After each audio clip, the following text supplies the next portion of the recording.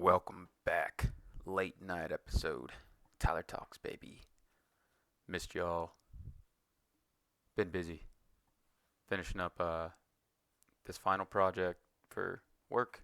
It's been like a little over 3 years of a project, and we are done December 12th. And it has been crazy busy. So, we have Roots, and I was looking forward to getting the Roots plugin. So, there were some videos I wanted to do, but between like time crunch, I just wasn't able to. And then in the evenings, it's like my brain's fried, and I want to be energized and fun. So, gonna be a little bit less energy. I'll try to keep it up, but we did get the Roots plugin today, so thank you for all involved. Um, my Discord is going crazy there. So thank you for all involved. It's always fun when we get new plugins. I really liked how everything came out too. It's like Roots came out, community put it all together, uh, and then the Lackey plugin came out later. So those people were physically getting the cards and looking for them and sharing, and then the plugin came in now, and so now we're gonna see. So we had a huge tournament before we had the plugin. Um, so that was kind of crazy. That wasn't planned.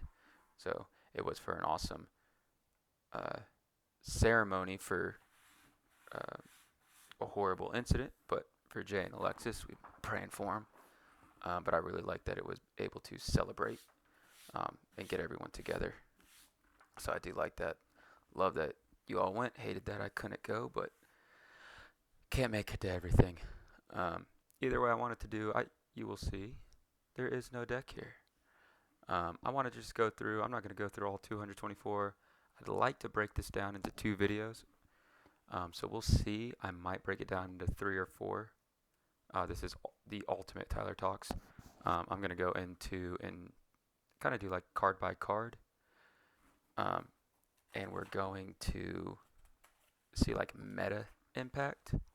And it's kind of like, it's not a first, but obviously it's not a first take for me. Um, as I say, I've seen these cards for a long time.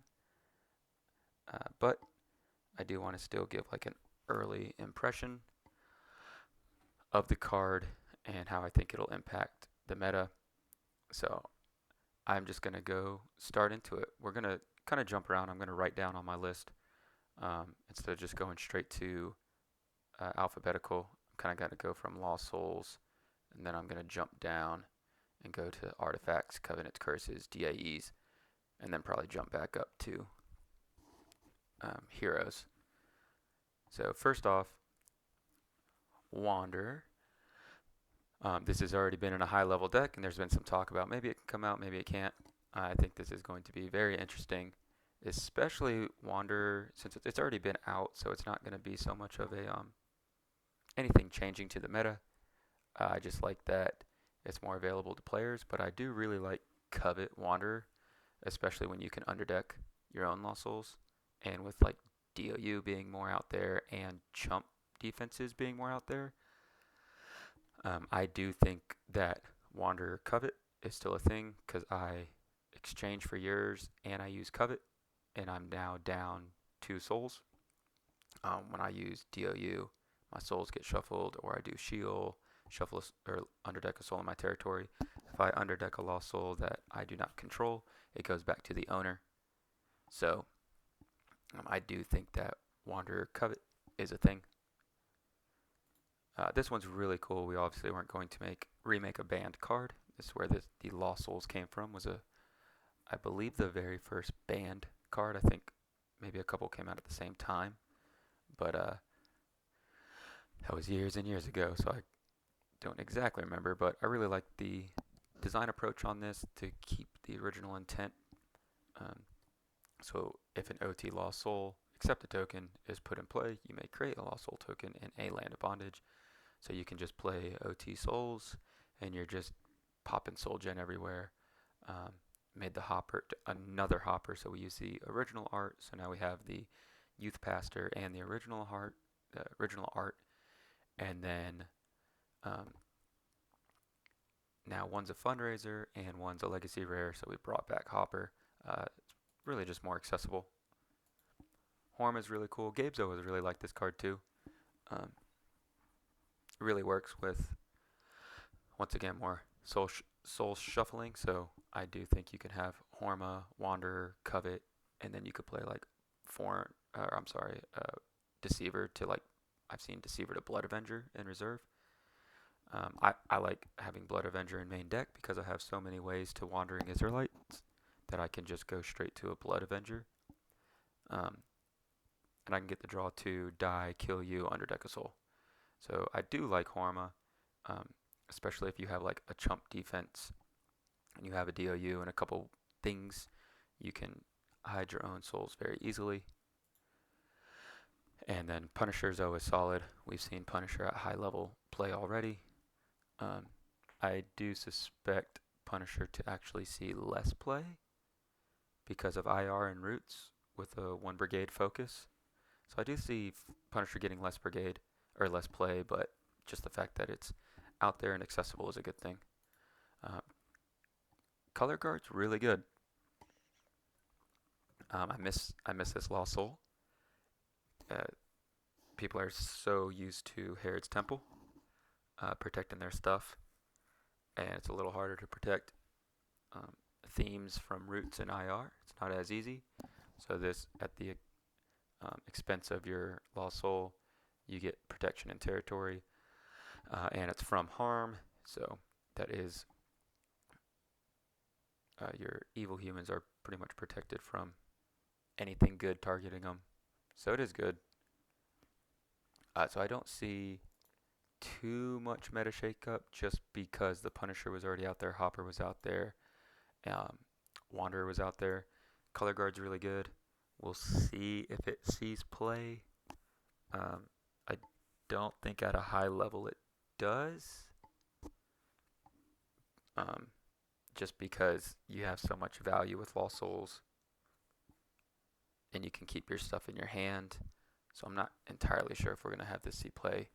But I do suspect Horma to maybe wiggle itself into a couple DLUs, Suicidal Swine, Stampedes. Maybe we'll see a couple Wanderer, Covet, Horma packages.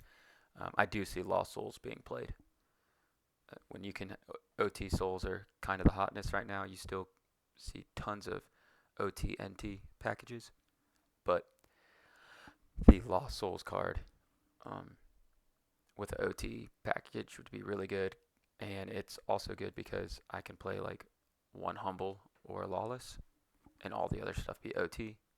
And then I can create tokens if you put Old Testament or if I. So I think you can just pop out Lost Souls left and right with this guy. So I do expect Lost Souls to probably have the biggest impact out of these Lost Souls. We're going to jump down to Artifacts, which probably is going to have the biggest overall impact of the meta, I would say. I guess you can argue Fortresses too. So Holy Grail, not going to change anything here, just the fact that it is a loot card, so it is a gospel card, so it's a fundraiser, but now this is a common in Roots, so that does help. I love hidden treasures, so you can get the hand look, which is always really nice, especially with having Moses the Servant and Edo the Seer. I can get the hand look and then go grab the enhancement I need. So that is very good. If your Green Prophet attacks, I have seen this question already a couple times now. If I attack with a Green Prophet and then I abandon more, your green hero already attacked. Attack is the initial target, or the initial putting a hero into battle is your attack. Putting everything else into battle afterwards is banding. So Hidden Treasures is only triggers once per battle.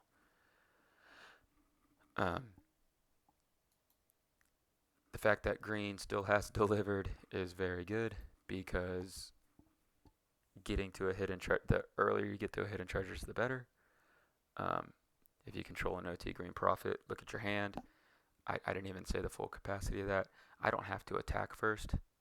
I can activate, look at your hand, and then know who to attack with. I can go attack with, like, if you're doing a kind of like a mono green deck, then you can attack with a toss hero or a buy the numbers hero or a resource getter. Green has a lot of stuff right now.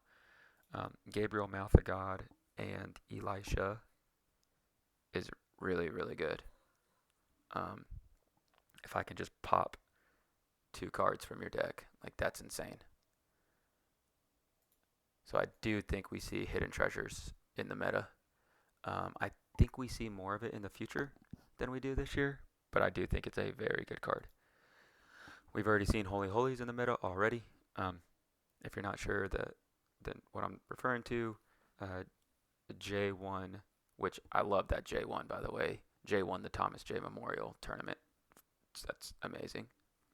Um, and John Early was battling him at the end for potential first or second. I don't know who got second and third. I think Andy Fish got third. I don't know if losing to Jay bumped John Early out and someone slid into second. I don't know. But either way, both players were running Holy Holies.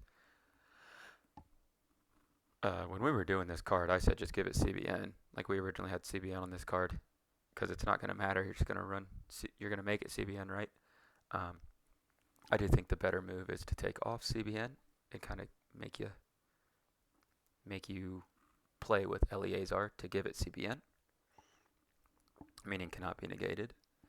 But we've already seen Holy Holies in the meta. It negates characters except good OT priests. And kind of as we suspected, Holy Holies is not buffing priests. It's buffing all the other good offenses that are CBP. So CBN or CBP, which is funny, but hey, that's the name of the game. So I think we'll see more Holy Holy builds. I think this is going to be an extremely relevant card that is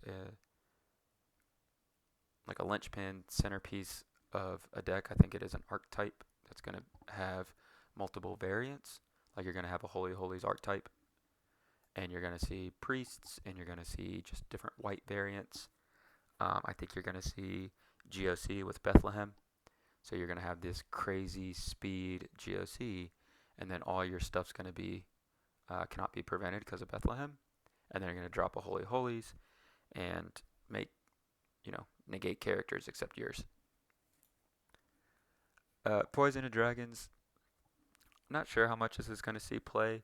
It's funny because I'm talking meta competitive relevance, and we're talking about filler cards. So that's a good thing.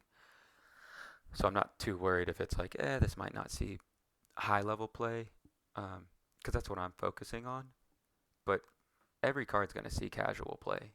So I do think the Redemption community from like Discord really harps on competitive play. And I don't want to discourage casual play and discourage players from thinking that their deck's not good because it can't win at Nationals. So I do want to kind of emphasize that people can play a card or a theme that they like because they like it or because it's fun. So I would love to get to the point of a lot of competitive decks with all sorts of different themes, and I think we're on that trajectory. As for Poison of Dragons, I still like it. Anytime you can paralyze a hero, it's good. I flip it over, paralyze, and then I can decrease as well. I would love if a character can like hold Poison of Dragons. I know we're moving away from the identifiers. It'd be really cool if like a magician. We say magician, but it really has to do with like animals. So it'd be cool if there was some sort of like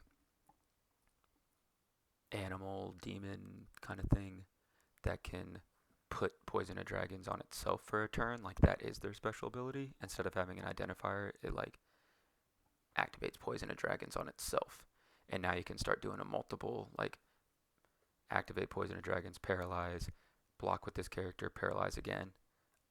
I think that could be really cool.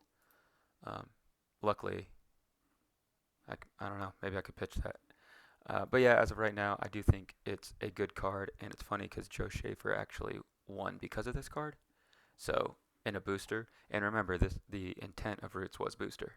So I do think this is a good booster card. I don't think there's such thing as a bad card in Roots, um, nor do I especially think there's not a bad card in Root for booster. Blue Tassels, I have been very vocal about. I think it's extremely strong and it's not being talked about. I think you can play Joseph Cloud of Witnesses or City of Refuge with Blue Tassels and use like withdraw abilities or shuffle abilities or banish abilities or a mix of all three. Um, or maybe like some convert. I'm not sure. Just there's enough other abilities to use, but I think you can build your deck to have Blue Tassels and either Joseph or City of Refuge. And I like City of Refuge over Joseph because I can play any offense I want now. That's Old Testament because of City of Refuge, and I'm protecting all Old Testament humans and all characters um, from capture, bounce, and reserve, and all Old Testament humans from discard. So I would play Old Testament humans on offense, defense, and then I would protect all characters from capture, bounce, and reserve, and I wouldn't use anything with Meek because I want to be bouncing them. Unless it was like Patriarchs where I can play like a Meek hero or two and have Enosh and still get the negate neutrals. And that's why I'm kind of going with Joseph Cloud of Witnesses because I can get the CBN, the protection. Like all my heroes are CBN, and then I can play Holy Holies with Blue Tassels in Joseph, and all my stuff's like CBN protected from discard, and then your characters are protected from bounce. So I really like Blue Tassels. I do think there's some builds there. Uh, Pot of Mana, we have once again already seen the Jay and John's focus. They were on Holy Holies and Pot of Mana. Jay was on both a long time ago. Him and I spoke about it. I do think it's very, very good. It's just a matter of can you get it out first. Jay did get to go first in all of his games. So I would like to see a Nazareth deck against Holy Holy's Pot of Mana because Nazareth was all the talk. Um, we'll talk more about Nazareth in a little bit. But Pot of Mana is extremely strong. This is another archetype, and it's so cool because you can combine Holy Holies with Pot of Mana, and they're both Tabernacle Temple. So you can grant them CBN through Eleazar, and they can go into the Tabernacle, and we actually saw a high-level tournament, one of the more competitive tournaments. In the winning deck had Glory of the Lord, and another potentially winning deck also had Glory of the Lord. So that's also really, really awesome, especially when people have been pushing for battle dominance and kind of like what 7 dominance do you use? Glory of the Lord it's not going to be talked about. You know, it's not even in the tier 1, 2, or 3. It's behind all that. It's above the Holy Spirit. So that's about it. Which always feels weird to say, right? So Pot of Mana, very good, especially with all these characters that can just snag resources. I do think Pot of Mana Nazareth is really, really, really good. But I think you go the drawing way. Like you draw a bunch instead of searching. You can do both. So I also really like exchange heroes with Pot of Mana and exchange characters with Pot of Mana. And you can do Nazareth if you're depending on what you do. Like if you're using the Thief, the like thieves, they're very good at blocking in battle for mono e mono. Like I can prevent the next and take it, or I can just look at your hand and take an enhancement. So, or I can get a big draw, or I can play a fortress. So thieves are actually, even though people like to abandon thieves, I think thieves are really good with Pot of Mana. We're seeing a lot of gray right now with Pot of Mana, but that's because it's being used with Holy Holies. So I think there's other builds there, and I do think you're going to see Pot of Mana and Holy of Holies kind of have a breakup, and there's going to be a deck with Holy of Holies, a deck with Pot of Mana, and then you're going to have a deck with both. Um, but those exchange heroes, specifically Joshua, Jehu, and Nehemiah, like I can see Jaden salivating over Pot of Mana with these exchange heroes, and I'm just hitting you with Jehu and a weapon, and I can like grab something from reserve or get the weapon benefit depending on what weapon I use. I can have Nehemiah with protection, um, and I can go to Joshua, who's very good right now, and then I can bring in like Zerubbabel or Eliad, and I get a negate neutrals, which is also very good right now. And now I have a 12/8 draw 2 that's protected with Jeshua and Book of the Law. Like that's very good. So I do think Pot of Mana, post Exilix, and you're just looking for a name right there, you know. Pot post, you're looking for something there. So I really like Pot of Mana posties. So we'll see what happens there. Chariot of Fire, really cool booster card. I don't think we're going to see competitive play with Chariot of Fire just because we have heavy heroes right now and a little bit of aggro. But I am at least I'm seeing some deck builds of ways to target more heroes.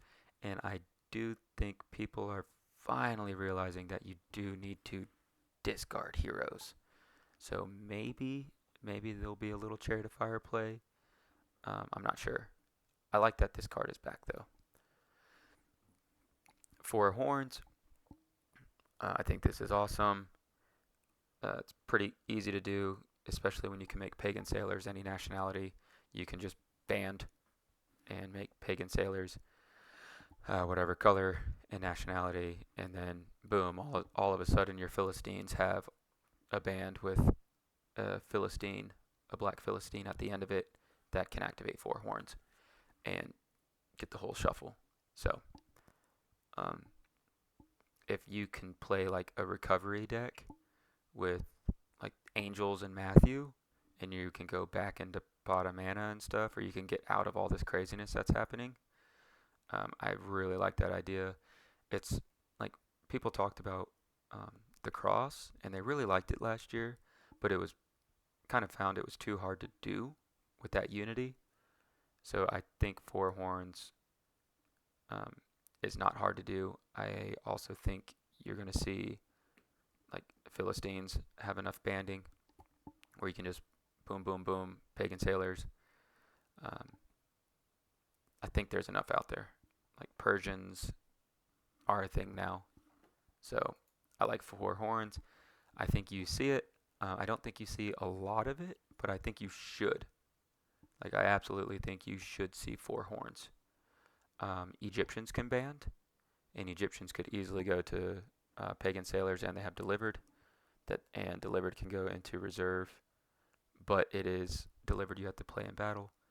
So yeah, I do like Egyptians that have a tough time with like some blocks right now, and they can just flip the whole deck back on and start discarding again.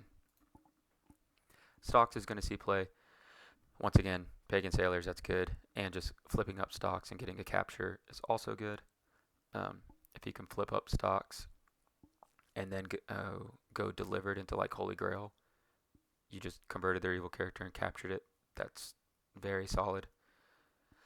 I also think you're maybe we see Magic Charms and stocks where you're just kind of hitting like a stone wall. That's an old archetype where you are hitting their characters in territory and then just kind of attacking with just really good heroes, but they can't really do much. The opponent can't.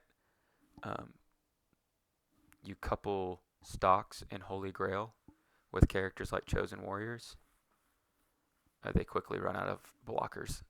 So I think the artifacts are fascinating. Holy Grail we already have out, but I still think it's going to see play.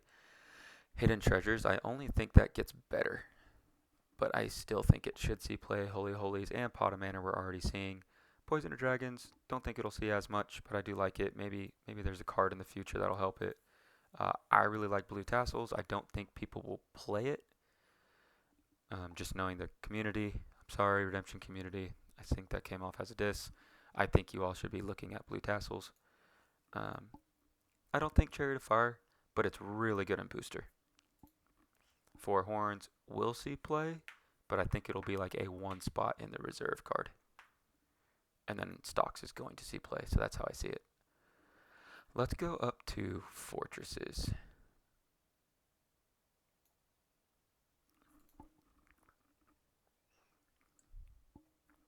Add to battles are always good. Um, Fortress of Antonia also holds any number of captured humans, so you can just plop captured humans in here in your prep phase. So if they capture yours, or vice versa, you capture theirs, you activate Stocks, capture their guy, put him in here. Now you have an add to battle just waiting, and you already use Stocks. So um, it's good. I personally, it's tough for me to fit this in a Type 1 deck. Um, I really like it with Pot of Mana, going back to that card. If I can play like Emperors and Romans, and and Herods too, and I get protection, and you have Pot of Mana, and you got to get around. Like I get Herod's Guard, and I can exchange with Pot of Mana. Once again, I can exchange. That's really good to, what is it, prevent the next, exchange to a Herod, and then have protection and Pot of Mana up. If I'm playing Stocks or something, you can kill my guy in battle, and then I can just discard a captured human and add another Herod to battle, or an Emperor or something. So I do think Fortress of Antonio is really good. It just needs to be paired, me personally, with um, Pot of Mana. I just think it's another piece that you're trying to get when Sheol just has a ton of value, and I can kind of use the add to battle whenever. But Fortress of Antonio is an add to battle and doesn't discard itself, so it is good. I also just compared an ultra rare to a filler common. So Pithom, we thought about using Pithom earlier as a promo. Um, at the time we were kind of having a lot of, if opponent plays a dominant thing, so we spread it out.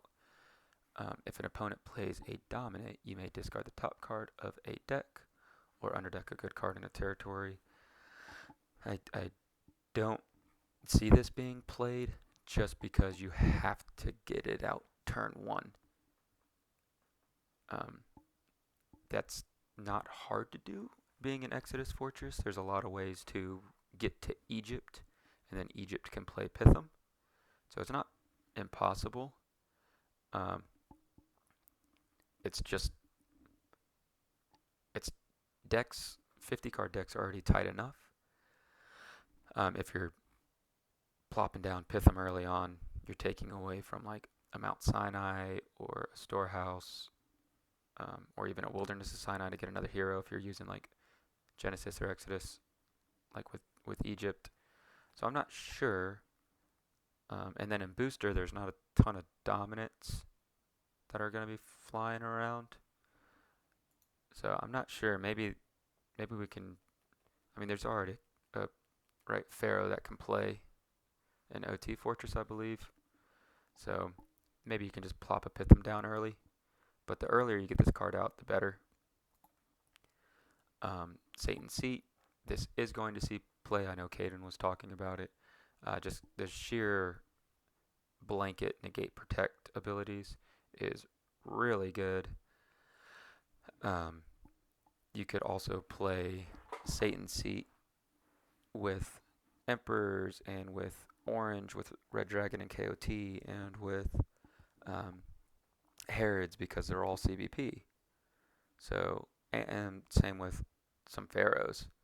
So you can get protection that's CBP and negate all their protection.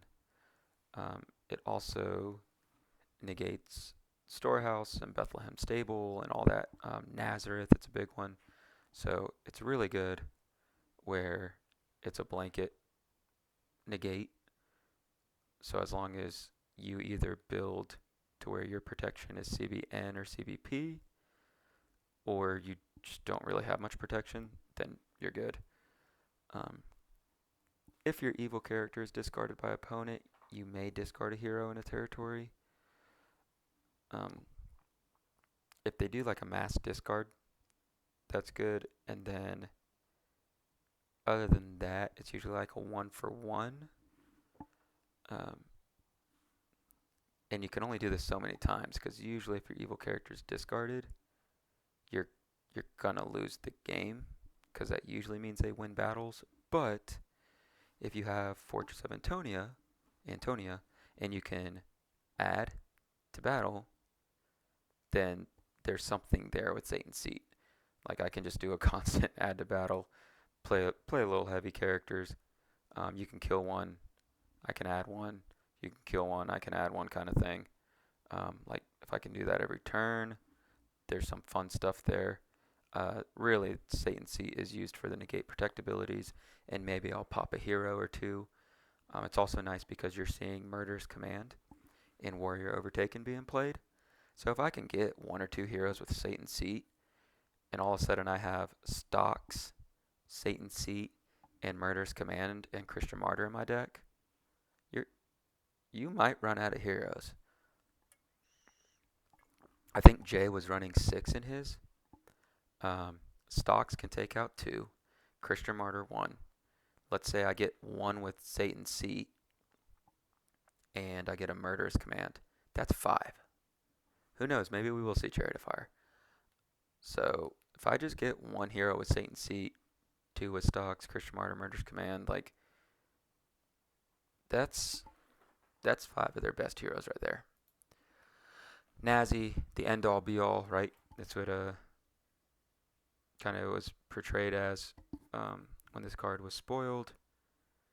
But pretty much what we're seeing is it's still very difficult to play. Talking about Nazareth, difficult to play, tough to kind of maneuver, and you are very reliant on wanting to get it out first turn, not having to, but wanting to get it out first turn. And that means you're kind of like not searching, and I just don't agree with not searching. Me personally, I'd rather have a lot of ways around Nazi with searching and drawing than not searching and just hoping I get Nazi first turn. But we'll see how the meta shapes up. Just the fact that Nazareth is a card and it is a good Gospel Fortress makes it super easy to get out. And then just the blanket protect of everything from look and search is very good. So just you need to know how to get around this card and expect to see it. And if you don't go first against a Nazi deck, you need to have, me personally, I think you need to have at least 5 answers in your deck to Nazi. And I don't think one needs to be necessarily in your reserve. So, because they're going to get Nazareth first turn, and they should play, they probably should play Judas and Speed to where they get to draw, and they have Judas out to where you don't get to draw unless you take care of Judas, and you have to take care of Nazareth, and then they're playing GOC, so they're getting, negate neutrals and other stuff. So once again, I think Nazi is an archetype, meaning that's like the centerpiece of an offense, and you can build a lot of different types of decks with Nazi in it. Jerusalem Tower is really intriguing. and I haven't heard it talked about. It is a Nehemiah Fortress, so posties are just begging for this. They do get the hand deck in reserve from opponents, which that's really nice because posties they always play Storehouse because they want Storehouse and Book of the Law, and they want to snag resources. Um, and now we did bring in we tied in the banish aspect of posties to Jerusalem Tower, which was really cool. And I do like the um, background on Jerusalem Tower. It looks better, much better than the old one. I think Gabe uh, did like a touch up on that, so I really like that. I know Doug Gray did the original art, so maybe I don't know, maybe this was touched up, and I'll ask about that. But I really like the cloud, the sky in this one. If you banish one or more evil cards, you may top deck an OT gold card from deck. So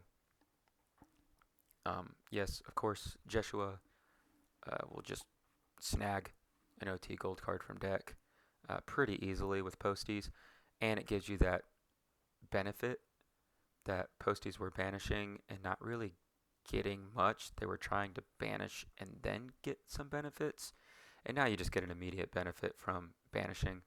I really like stuff like that. So, of course, you get the Jeshua, he gets to snag it, and it's just a very posty feel. So, I really like it. And you can still play Storehouse, so you get the double protection, you get the upkeep snag, you get the banish and you take from deck, and you get the Book of the Law, and you're just top decking and snagging and banishing and snagging and upkeep and snagging. So it's really fun to play. So I do think Jerusalem Tower is going to be used, um, mostly by Jaden. I think other players won't see the value in it, but I do think it should be played with posties. Nazareth has already been talked about highly as the end all be all, and then Satan's Seat, ironically enough, just goes right against Nazareth. You're going to see Satan's Seat as a counter to Nazi, of course, um, but I'm not sold on Satan's Seat fully being used, like the whole ability, but I do think we're going to see Satan's Seat. I hope Pitham can come into play. Um, anytime you can get that out turn one, then you can just get the ongoing discard is really nice, especially with one of the curses that we'll talk about. And then Fortress of Antonia can be hard to set up, and it's another card that you would have to get out there and then get characters in it, and then you get the add to battle. So I think there's a lot to it, but the fact that you get a constant add to battle is good, especially with like Herods and Emperors. That's very nice. So we're going to jump to, let me write down fortresses so I know when I do part 2, I know what not to hit. I'm going to shimmy on down to Covenants.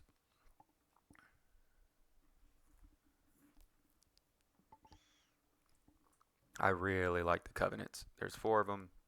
Really good job. Um, I think Gabe did an awesome job of balancing. I mean, the whole team looked at it and made sure like we started balancing out cards in general.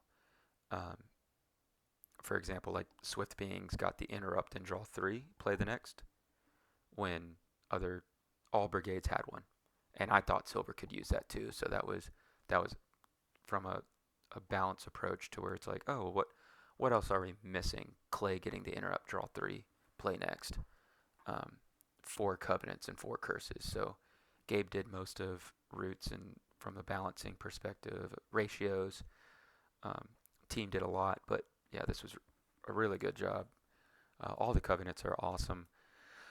Anytime Silver can get a mass, like just a blanket in battle winner, or a mass battle winner, it's good.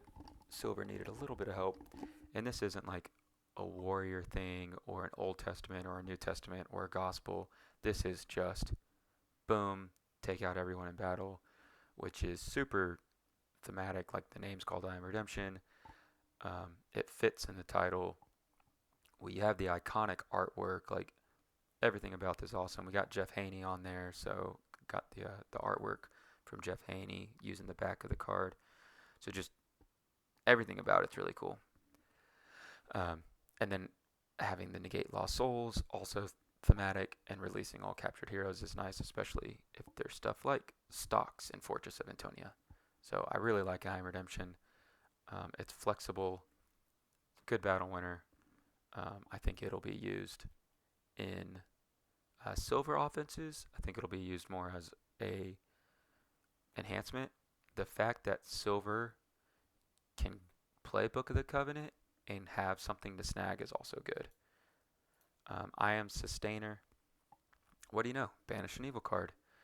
Anytime you get just a broad banish like that, that's very good. Any evil card I can target and it's gone. And then of course my Jerusalem Tower can proc, so that's also nice. Um, Book of the Law, Jerusalem Tower, and Storehouse, and Book of the Covenant can all snag this, and then I can just have a battle winner, or I can do my single brigade OT heroes, gain CBP. Maybe you can get cute and play Holy Holies with gold, OT gold, um, and look into that. So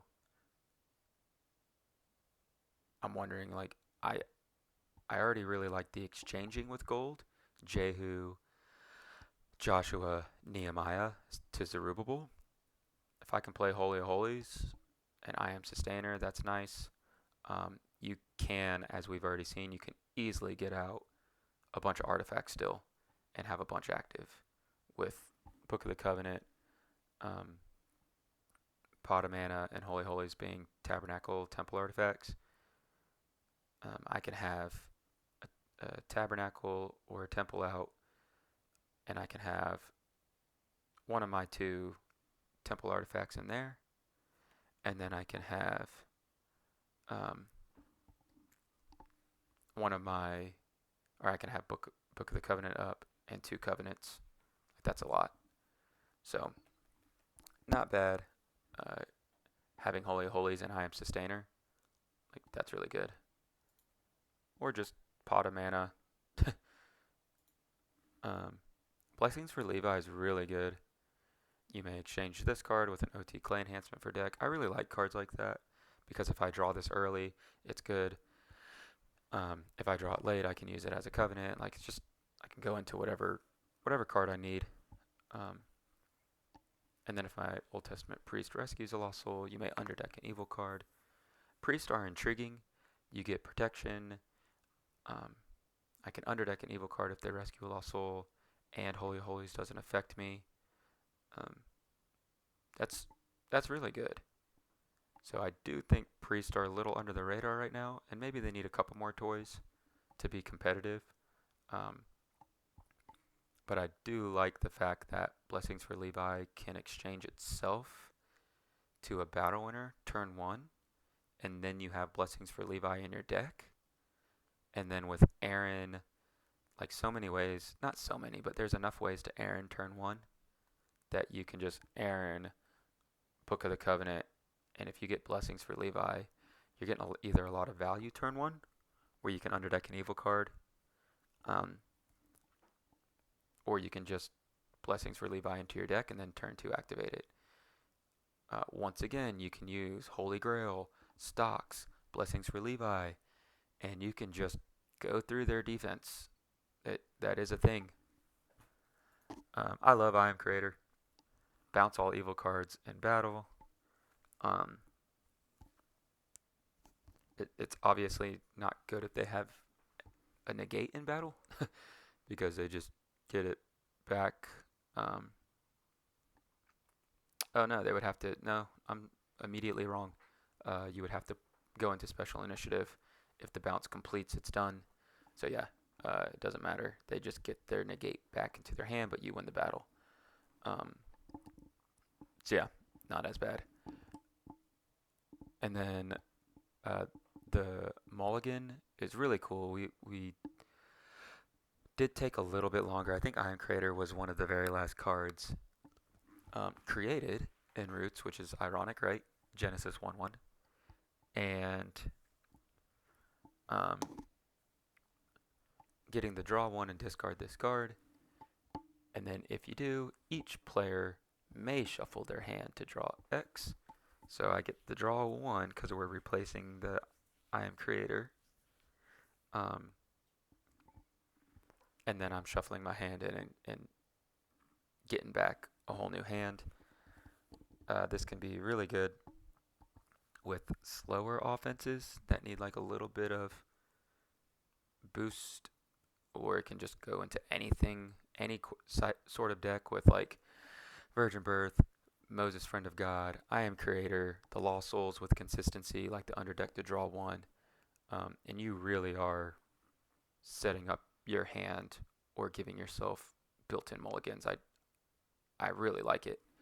So I think I think you'll see play from I Am Creator, but not a ton because it is the potential to just give your opponent a good hand. Um, and it doesn't let you keep any amount. Like, duh. It is a balanced 1-for-1, but I do like it. So those are the 4 covenants. Um, as for curses, given to Egypt, capture all heroes in opponent's territory. That's very good, especially if we can just tuck this away into the reserve. Anytime I can get a mass capture. So pale green has better to be slaves. That's a capture 3, draw 3 CBP. Now I have another capture all. Um, that's very good. Uh, pale green in general getting this is good. So I do expect Assyrians to be relevant um, at some point again. So having a capture all curse could always help. If an Egyptian is in play, discard the top card of a deck. I don't have to discard the top card of mine. I can just leave this up, and it's just discard the top. Discard the top. When you have an each upkeep, discard the top, and then you couple that with a Pithum. If they if they do a couple things, discard the top. Or no, it's just play a dominant, discard the top. And then if I can block, I can discard the top or maybe 2. If I have given to Egypt out early and Pharaoh's throne room and all my Egyptians discard the top card, I am quickly hitting all your stuff with just free value for me. So I do think given to Egypt is good. I think people will like this with Egyptians. I don't know how much we'll see it. I still think Egyptians need a boost, which is crazy because they have Murderous Command, which isn't used in an Egyptian defense. It's used in everything else. It is used in Egyptian defense, but it's used in every other defense too. And they also have Gods of Egypt, which is super easy to get the discard, the total value of X. And you have Egyptian army. Like, I still think you can just do a very fast, like I made a deck before, Egyptian Speed Rush, where it had the big draw cards, like a GOC offense with four drachma and like enough. There was tons of draw power in there, and it was like, I'm going to drop my Egyptians and discard 15 cards. I still think you just play Plague of Hail and all your consistency pieces of Lost Souls and just activate Given to Egypt, and just you're just crushing everything they have in their deck. I still think the general sentiment and opinion is Mill's not good, or discarding the top card of deck isn't good because you don't control what it is, and by the time it's of any value, like by the time you discard enough, they've already won. I don't fully agree, but we'll see. Maybe there's going to be a good deck discard deck out there. Wastelands, negate and discard a fortress. With all the crazy Nazareth talk right now, Wastelands is good to have. And you get to underdeck this card, to underdeck a territory class card or neutral card. So not bad. It's it's an underdeck, and there's plenty of ways orange can draw from bottom. Of course, that's kind of their thing. So the fact that I can underdeck this card and then just draw it is nice. Um, and it's good to just be able to get rid of like a territory class card or neutral card. I don't think it'll play a part in the meta just because it only hits a territory class card or neutral card or fortress, depending on how you use it. So it's kind of tough to ever get rid of a character. They have to be a territory class character. Um, and then the neutral card, it's pretty much just artifact. It's kind of hard to do others.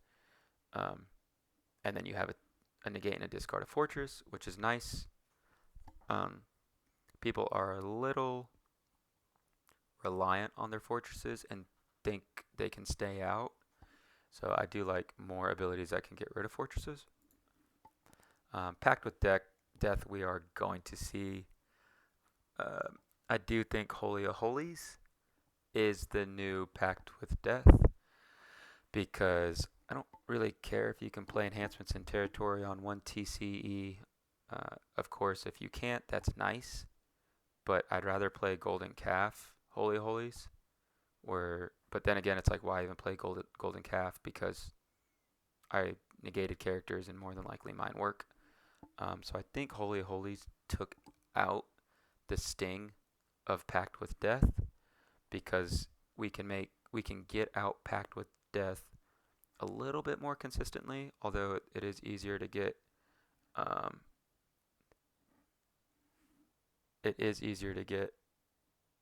curses right now.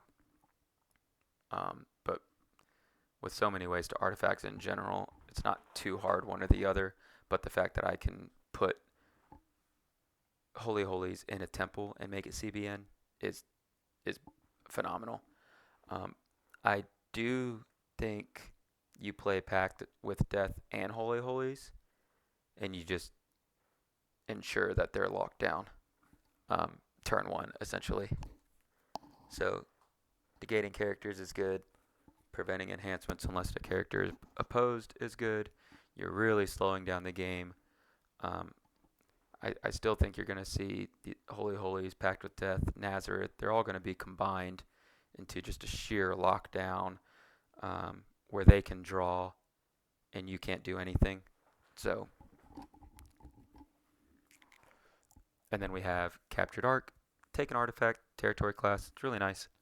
I can just take what you have active, and especially if this is like from the reserve, I do like that. Negate and underdeck an artifact controlled by each opponent. It's also nice too. With all these artifacts going crazy right now, it's good to have Captured Arc in reserve. It's very much a utility card. So I think it'll see play because Philistines are so popular. It's nice that they can just take an artifact in territory class later on in the game. I think that'll be good. I do want to go back to like Nazareth Holy Holies. I'm really interested in Nazi Holy of Holies Rain Becomes Dust. If I can just burst into something and then just slow down the game to nothing, I think there's something there. I also think like if you can find ways to get around Nazi while still getting resources. The two that I've talked about are Throne of David and Mount Sinai. If I can like reveal and take to get around protect decks from look and search, unless reveal is a look. I thought reveal is a reveal, not a look. So I'll have to double check. But if I can do Throne of David, and once again, I keep going back to that Jehu, Joshua, Nehemiah. If I can exchange my guys and get a bunch of benefits for heroes and have Pot of Mana up, and get all these benefits and then have Nazi up, and have Throne of David. I'd have to see real quick if Throne of David that says each upkeep you may take a good king from deck. If you do not, you may look at the top.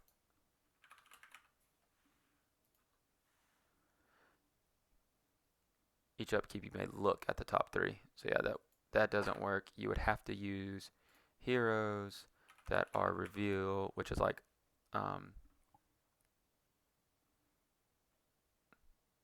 discarding a weapon, also play under deck the rest. Anna revealing and drawing is good, and I know yeah, Mighty Men. The other was Anna, which I don't. Oh, okay, it's not in full order. Anna the Widow is a reveal. Oh, it's also a look. Okay, so I'll get more into like what heroes. I don't have any off the top of my head, but what heroes work around Nazi and what cards work around Nazi. Because if I can generate resources and have like a full total on lockdown while I still generate resources, then I'm in the driver's seat. Okay, we'll go into duels, DAE, and then I'll end it with Buckler, and then I'll end it for the video, and then I can go into heroes, good enhancements, and then evil characters and evil enhancements, and do a 3-part series. Philosophy, probably my favorite card in Roots. Arguably one of the most versatile and strongest cards in Roots. Negating an evil enhancement, and everything in white can use it. I can use, like, of course, Moses the Servant comes to mind. The fact that I can use white with, like, grabbing resources, grabbing philosophy, and playing emperors and Romans and all sorts of crazy stuff with Denarius. That's very good. And then getting it's not even it's not even their choice. I get to discard an evil card from a hand. Like, that is so strong. Like, we get a built-in hand look, and then I get to discard whatever. So I can go turn 1 into philosophy, and you can have 2 dominants in your hand, like a 3 woes and a Christian martyr, and you pretty much have to Christian martyr me because you're going to lose a dominant. If you have like a 3 woes and a battle winner, like, that is so good. And that's assuming you even see me snag philosophy with Moses. If I already have philosophy in my hand or drew into it, that is very, very good. And then you get the exact same ability on the evil side, and we're not even talking about this card. I can just get it back. Like, that is so crazy. Getting back dual enhancements for my offense and defense is very good. So anytime you have a dual alignment that's white, look for what defense you would use if you're going to play Tabernacle. And it's very easy to play Tabernacle right now. So once again, guess what? Pot of Man and Holy Holies, right? Like, there's the Tabernacle, and now I have philosophy that I can just get back. So it's not just that Pot of Mana is that good. It's that I have Storehouse and Tabernacle and Moses, and I'm snagging from my deck. I'm snagging from my reserve. I'm snagging from my discard pile. And all of a sudden, my 1 hero and your 1 evil character, and I drew 3 on my turn, and potentially 1 off Book of the Covenant, and I'm grabbing all these resources against you. You're not winning. And we just saw that with the tournament. So philosophy is a phenomenal card. I love that Defenestrated was redone. Uh, I think it had better design intentions up front, and just some complexities kind of messed with it because it's a good card. It's just a little different. This one's so much simpler. Banish an evil character. All of purple gets it, and then I get whatever humans in battle, which brown. I mean, that's pretty much all of brown. So all of brown can now ban to any evil character. That's very good. So, and once again, anything DAE is always good. Dual alignment. Um, they had Josiah Beers on the podcast. Uh, I don't know, maybe I don't know how many months ago. I want to say maybe it was back in June, May, June. And he always talked about like cards like Force Fighter and Razor being his go-to. So anytime you get flexibility, especially when your deck can play both sides of it, is very good. Um, so with Razor, we get the discard an evil card, and once again, Ito the Seer, Moses the Servant, like we can just grab a discard, um, and it's CBP. Like that's very nice. So we can discard an evil card, an opposing character, or an artifact. Like I get all sorts of options. It cannot be prevented. Every single green hero and every single pale green evil character can use this card. Same thing with Siegeworks. What I like about Siegeworks is it takes out the fortress, like underdecks it, so it doesn't discard it, um, but it takes out the fortress, and then it's a battle winner. So it's extremely good. I do wonder if we see more. Like we have Isaiah. It's only star cards, so yeah, we're just gonna get the CBN on this Isaiah. So I'll get more into that next video.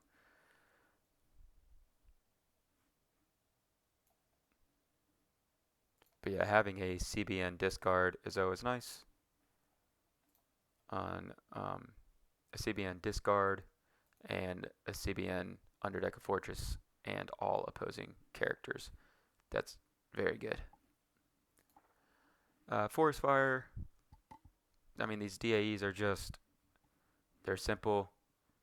Discard a card of opposite alignment. Cannot be prevented. Throwback to the original. All of these are throwbacks, except for Philosophy. Philosophy didn't have an ability. But it's still a throwback because it's the dual. That was a stretch for me, sorry. But yeah, Forest Fire, discard a card of opposite alignment, CBP. Very good.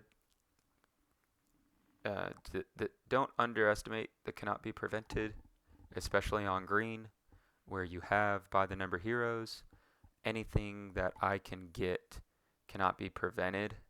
That's a battle winner in green. Makes it that much better. Think Moses, Zechariah, and Noah. Drawn Sword, amazing because it just negates a card of a different alignment, and um, the evil card's a weapon. You'd have to read the ability to understand why the evil's a weapon, or I'm sorry, the scripture. Um,